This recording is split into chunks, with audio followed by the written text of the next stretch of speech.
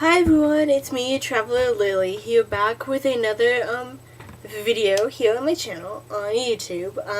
You might have noticed I got a little more better lighting than compared to my last video. That's only because I have my lamp, which sits on my desk, kinda next to my computer, so you can kinda see me a little bit more better, rather than it just being dark and all that. And yeah, I'm sitting at my desk again. I just figured this is probably maybe a good spot to review some of my books, just because it has a little more better lighting, and like I said, you can see me a lot more better than over by my bookshelf, which doesn't have that good of lighting, and I just don't have really anything over by my bookshelf that could produce good lighting or anything. So this is probably what I'm gonna do for the rest of my videos from now on. We'll see. So anyway, yeah, here on my channel, I'll be doing another book review, here, and this time I will be doing Deep Blue by Jennifer Donnelly, I think that's how you pronounce it, and it's book one of the Waterfire Saga, and it's a four-book saga, I believe. I have this first book here and the second book of the saga. I don't have the third or fourth books yet, but I have read the first and second one at least a couple of times before, so I kind of know what they're about by this point, from what I remember about reading them, because it's been a while since I read them. So yeah, yeah. As you might have guessed from the cover, it has a mermaid on it, and it is a fantasy that involves mermaids, which you usually don't get to see a lot of in other, I would say, fantasy or young adult novels, just because they tend to focus a lot on demons or angels or werewolves or vampires, witches, etc. Then I think with mermaid culture, the only other mermaid-based story that I can think of would be Teardrop by Lauren Kate. Other than that, I haven't really seen a whole lot of books focused on mermaid culture, or anything to do with mermaids basically as the main supernatural creature in any of the books. So yeah, so let me know in the comments if you've heard any other books besides Teardrop or the Waterfire Saga that involves mermaids. So yeah, and what your opinions are of this book in the comments below as well after I'm done reviewing this. So anyway, Deep Blue, like I said, is about mermaids, but it focuses on this one mermaid, Seraphina, who is a mermaid princess, who is basically going to be the next ruler of a kingdom in a certain part of the ocean. I'm not sure. Let me check on the map. I don't remember what part of the ocean it was. I believe I know it was one of the 7 oceans, because there's several different realms of the merfolk that the merfolk live in. They can live in fresh water, they can live in any other ocean, basically out there, and they have their own different cultures and all that, and it's just this unique world that, from what I read about the first 2 books, that you get to see expand and grow and stuff, and you kind of get to see this whole universe of merfolk that you normally don't get to see a lot of in other fantasy books a lot of the time, because a lot of the time you don't really get a lot of it. You get maybe bits of information about merfolk, but other than that, you don't really get to see a lot. You get to see very little of it, and I wish authors and books would focus a little more on the merfolk rather than like creatures, say the fairy or the werewolves or the vampires or whatever, basically, because basically a lot of those, like I said, the fairy or the werewolves or vampires, the Nephilim, angels, demons, they get a lot more focus than I think some of the lesser topics like ghosts and merfolk and just basically stuff that you normally don't get to see a lot of in books, and I wish they would cover a lot more just because I think the culture and the myth and the legends behind some other creatures like demigods or merfolk or whatever would actually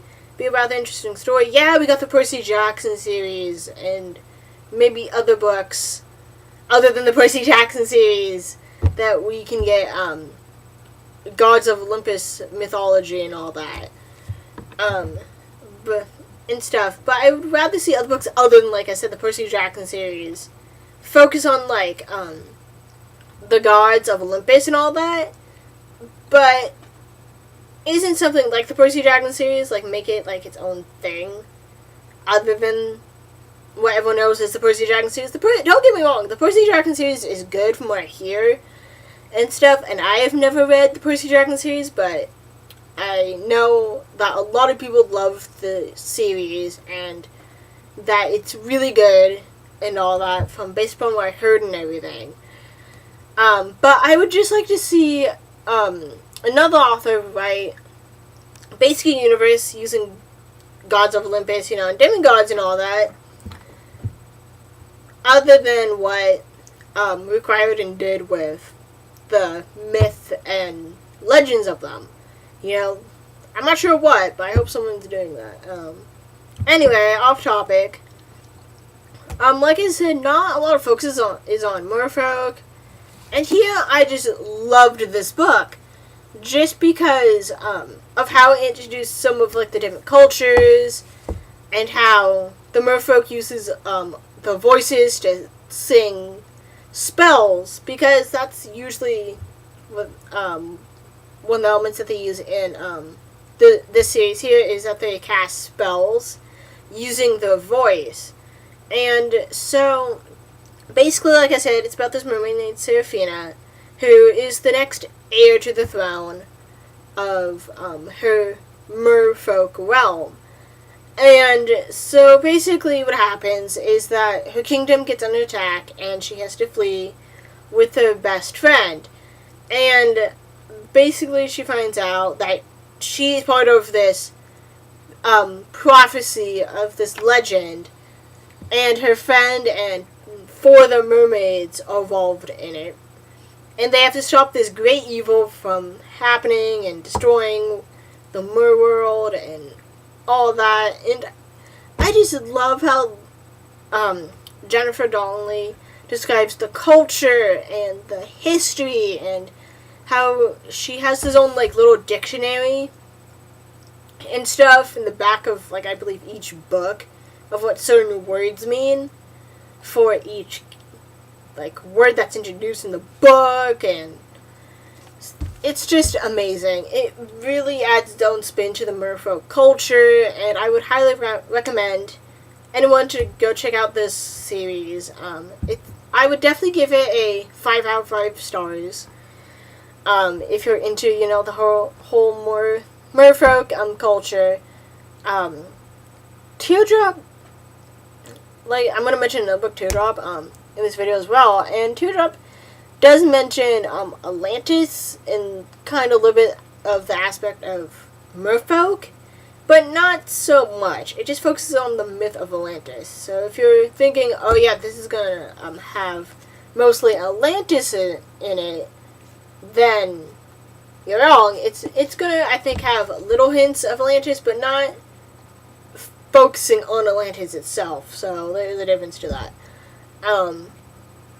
So yeah, I would highly recommend anyone who to read this book, who's interested in reading, more about merfolk history and in fantasy and all that involving merfolk, because like I said, we usually don't get a lot of merfolk history in books, and I don't know why. I mean, I just don't know why people don't tend to brush up and write more about these creatures, because I think it would be such an interesting thing to do, and to write about, just because we have already had enough of, like, werewolves and vampires and angels and demons and all the usual stuff. I would much rather see a culture where we got something based on more about mermaids, or, like, people with dragons, or,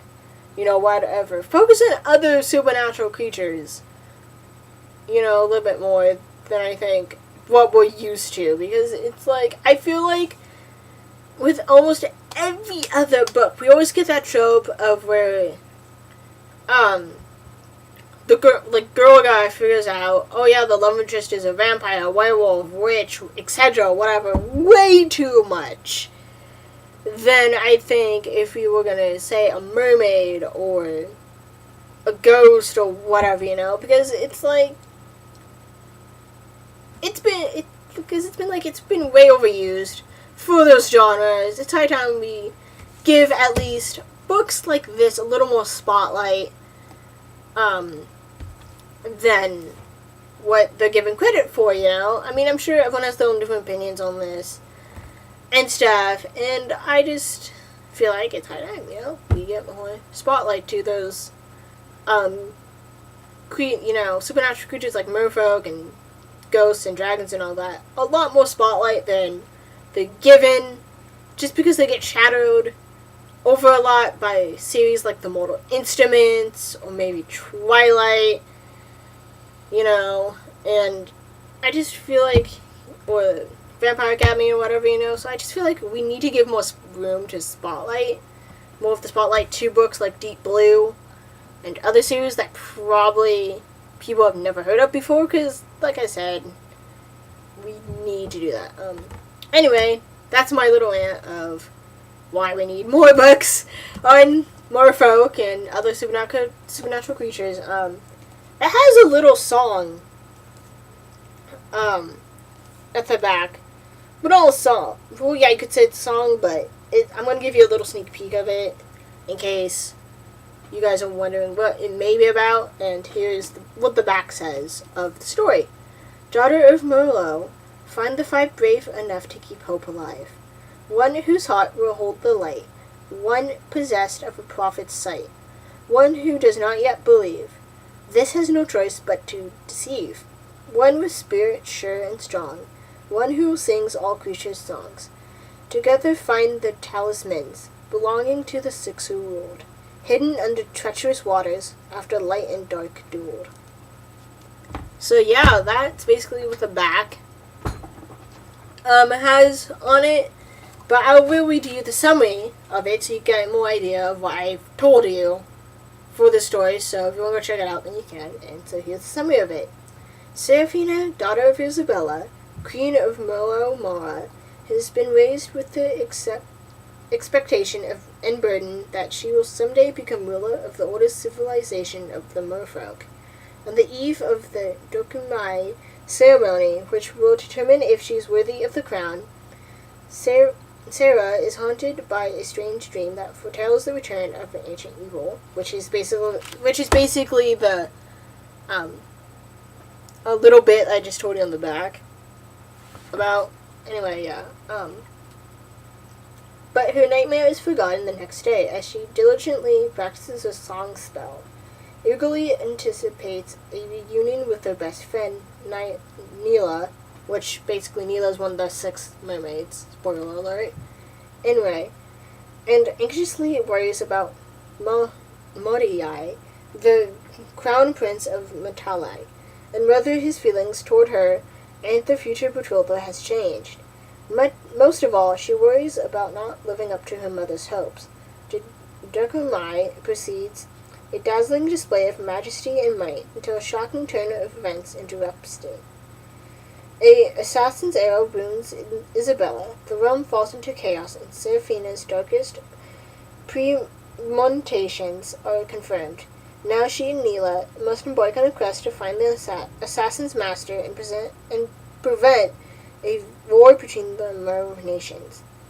The search will lead them to the other Mer heroines scattered across the 6 seas. Together, they will form an unbreakable bond of sisterhood as they uncover a conspiracy that threatens the world's very existence. So, yeah, that is basically what's about.